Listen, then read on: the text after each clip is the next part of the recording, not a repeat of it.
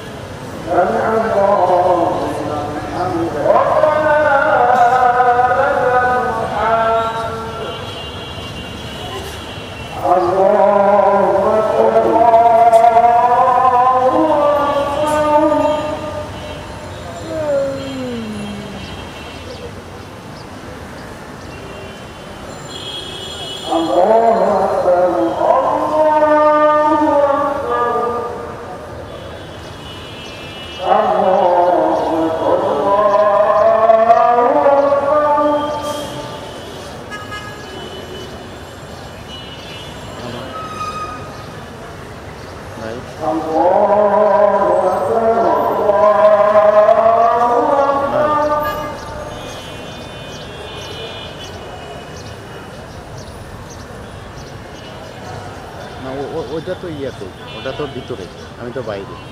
ভিতরে আর একটা ক্যামেরা আছে, ভিতরে বিল্লাল ভাই আছে।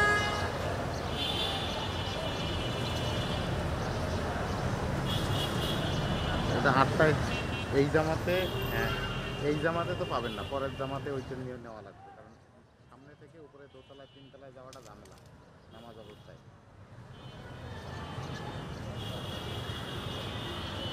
ভেতরে বেল্লাল ভাই আছে না? এটা বলেন ভাই, আমি তো বলেন, বলে দেন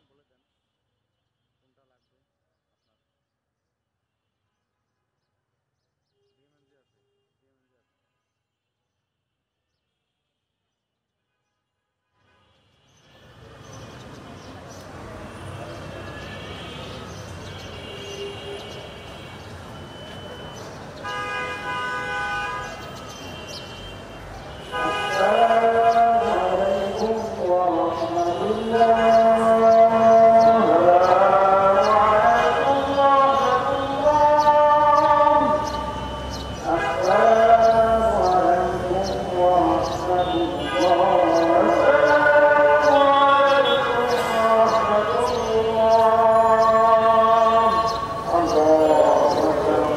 দর্শক, আপনারা দেখছিলেন এরই মধ্যে জাতীয় মসজিদ বায়তুল মোকাররমের প্রথম ঈদ জামাত কিন্তু সম্পন্ন হয়েছে। সারিবদ্ধভাবে কাঁধে কাঁধ মিলিয়ে দাঁড়িয়ে অর্থনৈতিক বৈষম্য, ভেদাভেদ সব কিছু ভুলে গিয়ে সৃষ্টিকর্তার আনুগত্য প্রার্থনা এবং কৃতজ্ঞতা প্রকাশের জন্য প্রথম ঈদুল ফিতরের জামাতে সবাই শরিক হলেন। সালাম ফিরানোর মাধ্যমে মাত্রই নামাজের আনুষ্ঠানিকতা শেষ হলো, ঈদুল ফিতরের প্রথম জামাত সম্পন্ন হলো। আর অল্প কিছুক্ষণের মধ্যেই নিশ্চয়ই জাতি এবং বিশ্বের কল্যাণের জন্য প্রত্যেকের ব্যক্তিগত চাওয়াগুলো সৃষ্টিকর্তার দরবারে সবাই পেশ করবেন। কাঁধে কাঁধ মিলিয়ে নামাজ আদায়ের পরবর্তীতে হাত তুলে সৃষ্টিকর্তার কাছে মোনাজাতে নিশ্চয়ই নিজের জন্য, পরিবারের জন্য, রাষ্ট্রের জন্য, বিশ্বের জন্য, শান্তি প্রতিষ্ঠার জন্য বিশ্বব্যাপী এবং বিশ্বের নিপীড়িত মুসলমানের জন্য প্রত্যেকেই মোনাজাত করবেন। বিশেষত ফিলিস্তিনের মুসলমানরা যারা এই মুহূর্তে দুর্বিষহ একটি সময় পার করছে, আজ প্রত্যেকের মোনাজাতে নিশ্চয়ই তাদেরকে রাখবেন প্রত্যাশা।